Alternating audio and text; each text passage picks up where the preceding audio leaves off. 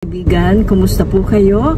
Ako po ay nag-aanyaya sa inyo na minsan pa samahan po ninyo ako sa loob po ng ilang sandali. Tayo po ay dudulog sa Panginoon at ipapaabot natin ang ating mga kahilingan sa Kanya, sapagkat ang sabi ng Panginoon, anuman ang hilingin natin na mayroong pananalig at pananampalataya ay makakamtan po natin. Whatsoever we desire, when we pray, we shall have whatever we pray. Kaya po, tayo po ay lumalapit sa Panginoon na dala-dala natin yung ating pananampalataya. Dahil ang hinihiling po ng Diyos sa atin, just believe.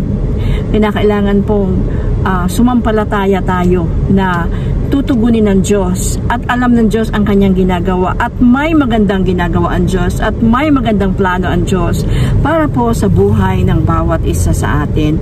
That beautiful is the plan of God. We have to pursue the plan of God para po sa bansa, para po sa pamilya, at para po sa ating lahat.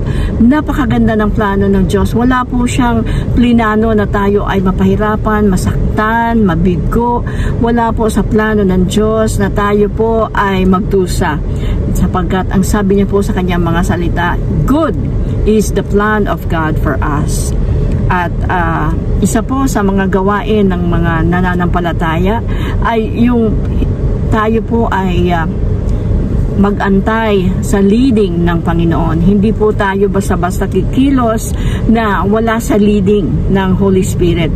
We need the guidance of the Holy Spirit. Sabi po sa Romans 8:14, for those who are led by the Spirit of God are the children of God.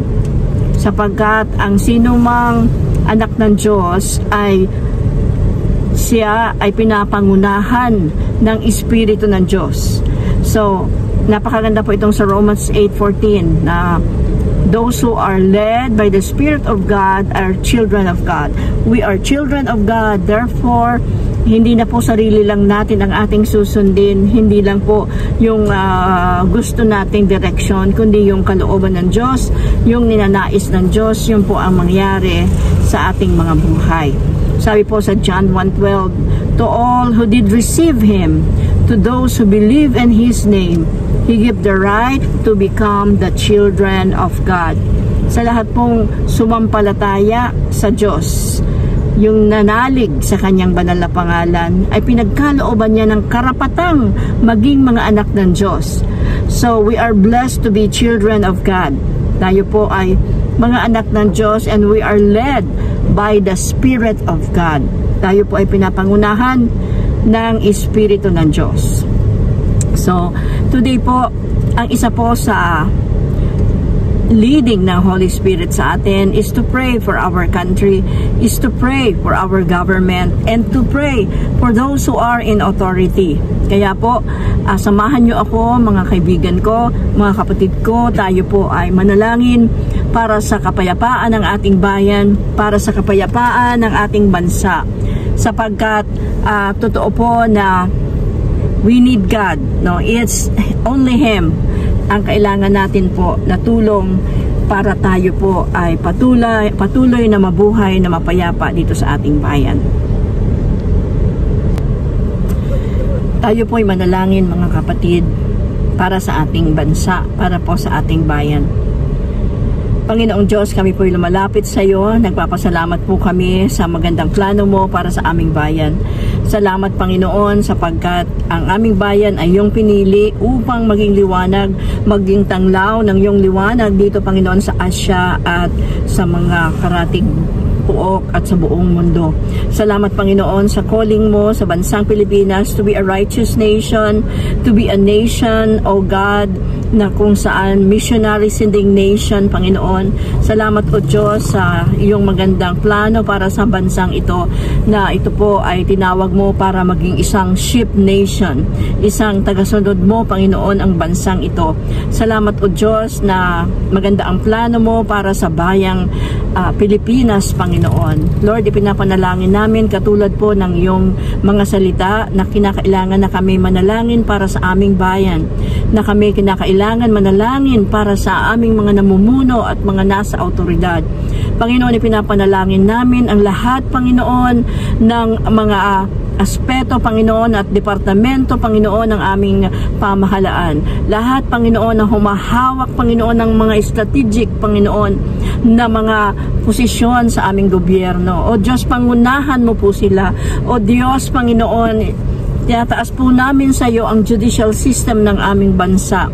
Higit sa lahat, Panginoon, yung mga nasa Department of Justice, nasa Supreme Court, ang lahat, Panginoon, na may hawak, Panginoon, ng mga kaso, o Diyos, sa aming bayan. O Panginoon, hinihiling po namin, Ama, na anuman, Panginoon, na mga kaso, Panginoon, na kinakailangan, Amang, maaksyonan at maresolbahan, Panginoon, pagkalooban mo po ng urgency, ang mga na humahawak, Panginoon, ng kapangyarihan, o Diyos, upang, Panginoon, mahuli ang mga dapat mahuli, matigil ang mga dapat matigil, ma-expose ang mga dapat ma-expose, at Panginoon, yung mga dapat din po mabigyan ng hustisya, sila ay mabigyan ng hustisya. Panginoon, yung mga humihiling ng tulong, yung walang mga malapitan, Panginoon, ikaw po lamang ang aming judge. Sabi nga po ni Salmisyang David, Panginoon, saan kami lalapit, saan magmumula ang aming tulong? Ang aming tulong ay magmumula sa iyo, Panginoon. Kaya, o Diyos, hinihiling po namin ang iyong patuloy na patnubay sa aming bayan. Ang patuloy mo, Panginoon, pagkilos, Panginoon, upang yung mga kriminal, yung mga salarin, yung mga gumagawa, Panginoon, ng mga injustices, yung gumagawa ng mga krimen, yung gumagawa ng mga karumal-dumal dito, Panginoon, sa aming bayan, ay patuloy, o Diyos, amin pong sinasaway sa pangalan ni Jesus. At patuloy, Panginoon, hinihiling namin na sila, Panginoon, ay matigil at sila ay mahuli. Panginoon, anuman pong mga nakabinbin na kaso, Panginoon, ng mga irregularidad, Panginoon, mga malversation of funds, Panginoon, ang mga anything, Panginoon, ang mga pandaraya, Ama, sa pinansyal, Panginoon, ng mga bagay dito sa aming bayan. Dalangin po namin, o Diyos, na ito po ay matuldukan at patuloy pa solusyonan, Panginoon, ang problema ng aming bayan. O Lord, wala pong imposible sa iyo. Lord, mayroong liwanag, mayroong pag-asa, sapagkat mayroong kaming Diyos na hindi natutulog. Ang Diyos na nakabantay sa bayang Israel. Ang Diyos na nakabantay sa mga sino mang tumatawag sa Kanya ay hindi natutulog at palaging gising. Oh Lord, salamat, Panginoon, that even right now, thank you, Lord, for justice is being served, Father God. Thank you, Lord, for answering our prayers for our nation. Na patuloy, Panginoon, na ito'y umaayos, umaabante, Panginoon, na aayos ang mga crooked ways, ang mga crooked and wicked ways, Father God, ay nagiging righteous at nagiging straight ang mga crooked ways. Lord, marami pong salamat. Hinihiling po namin na maging, Panginoon, sa mga departamento ng edukasyon, Panginoon, sa departamento ng DPWH, sa departamento, Panginoon, ng health, sa lahat, Panginoon, na bahagi, Panginoon, ng gobyerno, maging sa mga military. Father God, dalangin po namin na ito'y patuloy na maging mga maayos, Ama, ang mga pagmamalakad ng lahat ng mga nasa authority. Lord, pinapanalangin po namin ang mga senador, patuloy mo pong bigyan ng mga karunungan. At patuloy, Lord, magkaroon ng wisdom and right discretion, Father God, and discernment, Panginoon, sa mga ginagawa nilang batas. At sa mga, Panginoon, mga kinakailangan katigan nila, Panginoon.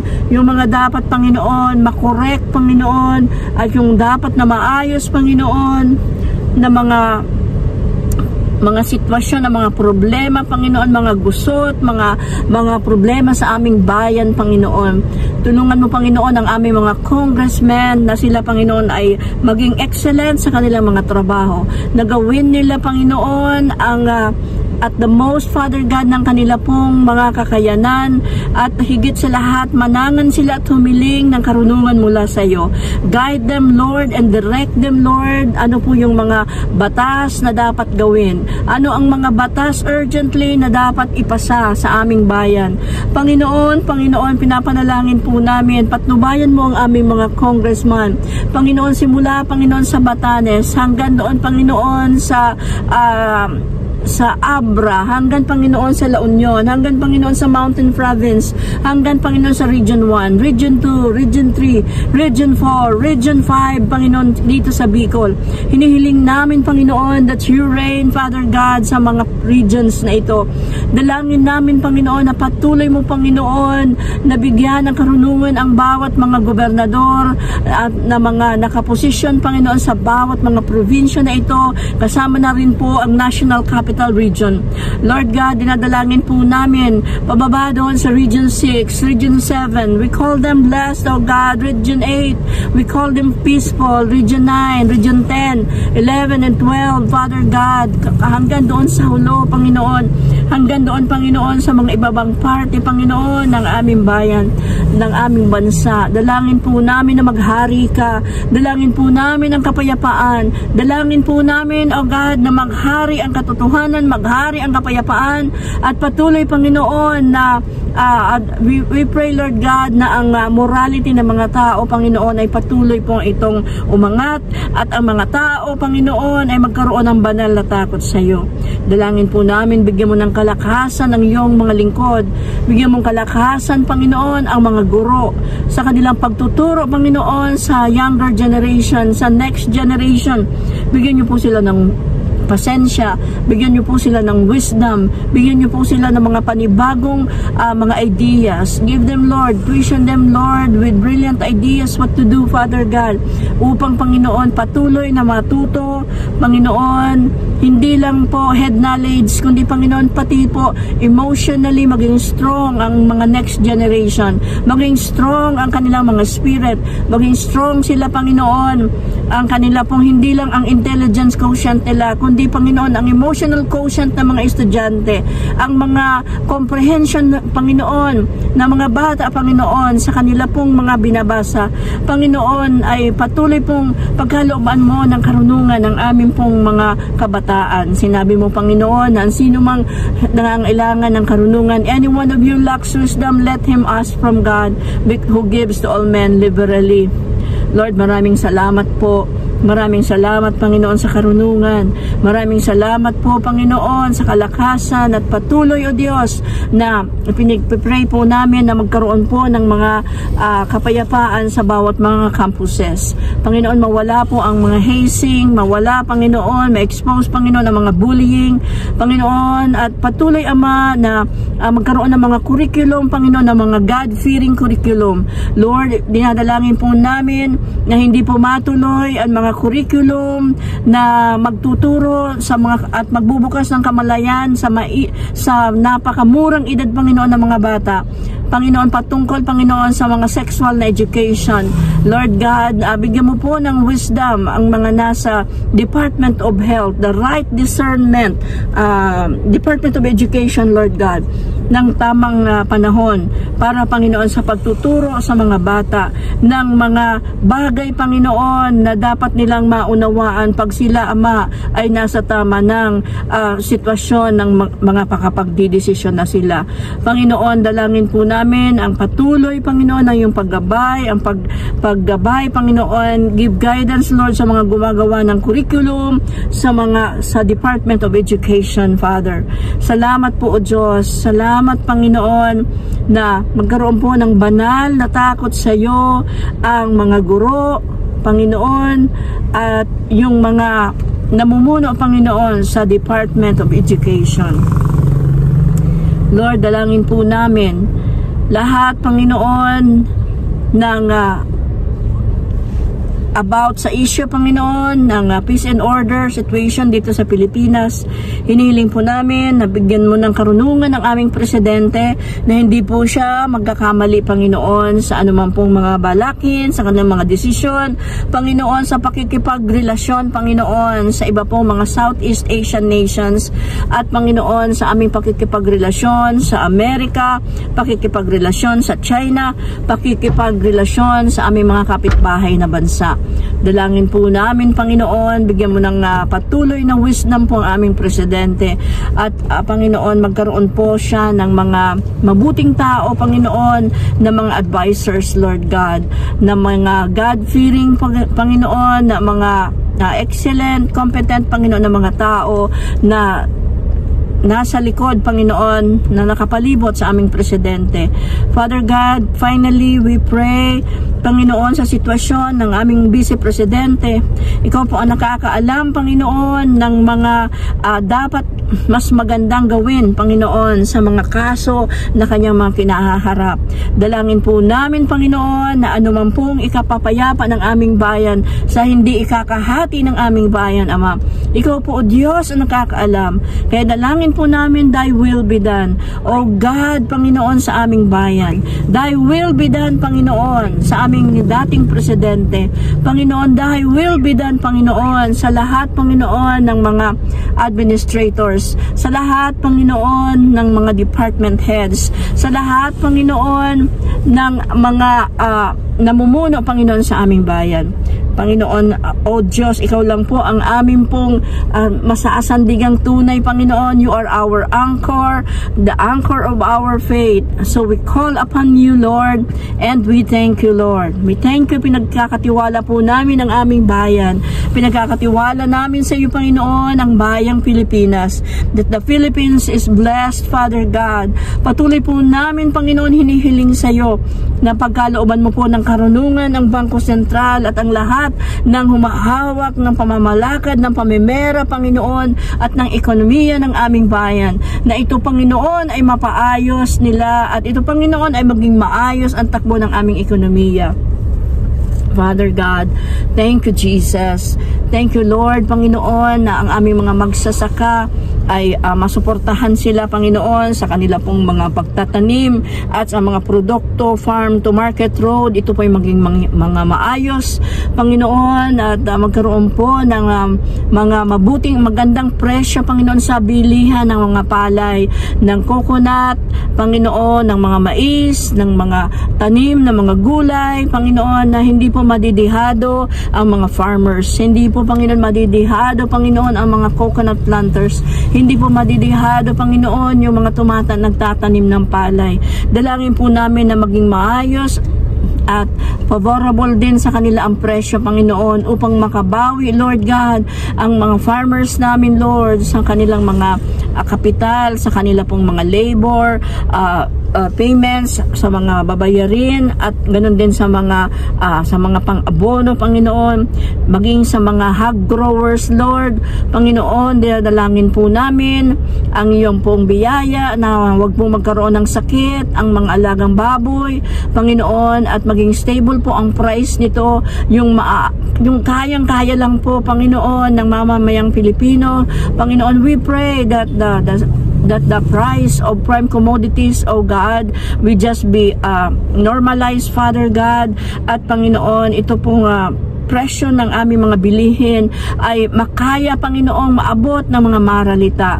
We pray, Lord God, na hindi po mag-skyrocket ang presyo ng abono, ang presyo, Panginoon, ng mga pangangailangan sa pag-aalaga ng livestock at mga abono, Panginoon, sa mga palayan. Upang, Panginoon, wag naman pong tumaas pa ang presyo ng mga ito.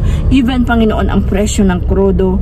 Panginoon, nagpapasalamat po kami dahil hindi po tumaas ng sobra ang gasolina at ang mga krudo, Panginoon. Salamat po, O Diyos, na dalangin po namin na mapaghandaan ng bawat pamilyang Pilipino, anuman ang parating na unos, Panginoon, ng mga pagsubok, Panginoon, ay patuloy na maging malakas ang bawat isa.